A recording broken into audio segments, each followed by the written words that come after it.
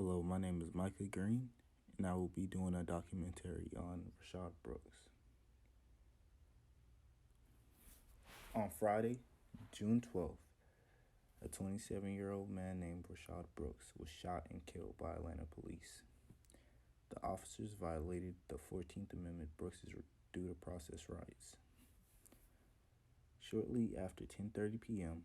on Friday night, two Atlanta police officers, who were both white, responded to a complaint that a man later identified as Rayshard Brooks was asleep in his car and obstructing other vehicles in the drive-thru lane of Wendy's restaurant on University Avenue in Southwest Atlanta.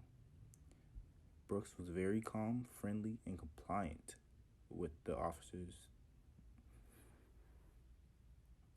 One of the officers administers a field sobriety test on Brooks, who eventually admits he has been drinking but isn't too drunk to drive. Brooks also asked one of the officers if he could lock up his car and walk to his sister's home, which was nearby, and that his daughter is there because they had just celebrated her birthday. One of the officers attempted to get Brooks to admit that he was too drunk to drive, asking why he wants to go home so bad. I feel as though why would anybody want to be in that situation? But Brooks responds and says, I don't want to be in violation of anybody. When the officer asked Brooks if he can give him a breath test, Brooks responded, I don't want to refuse anything, and soon agrees to the test. The officers go to talk for 30 minutes. Then the test results come in. When the test results come in, the officers go to Brooks and ask him to step out the car and proceed to arresting him because they say he's too drunk to drive. Brooks resists, and it's downhill from there. As Brooks resists, the officers proceed in trying to tase him. Brooks breaks free, takes the taser, and starts running away.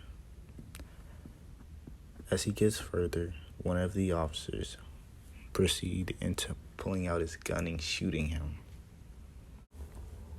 I feel as though this is all unnecessary because evidence shows that there was another officer on the way that could have caught Brooks if he got away, so he didn't need to die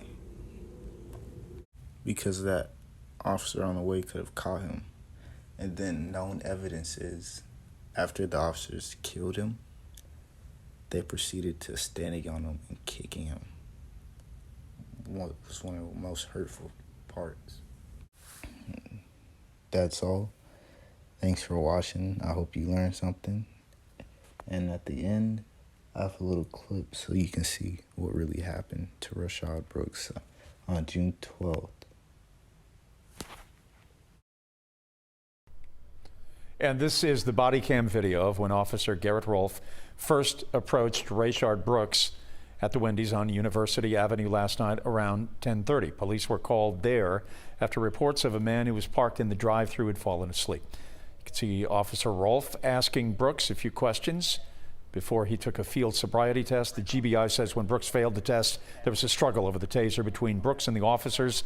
We're only going to show you a portion of the video. Again, a warning, this video is disturbing. In conclusion, I truly applaud the Black community and any and everybody who stood with us, because it truly shows how we're growing in society and everybody coming together to raise money for the family, protest, and end up getting the police officer fired and charged, with police officers fired and charged with murder. Because I don't believe they realize once somebody's dead, they can never come back. But this could have been prevented if the justice system was better and that police officers getting trained better in these scenarios, so this can never happen again to anybody. The last thing I want you to take away from this, doesn't matter who you are, who you know, anything like that. Don't tear down others.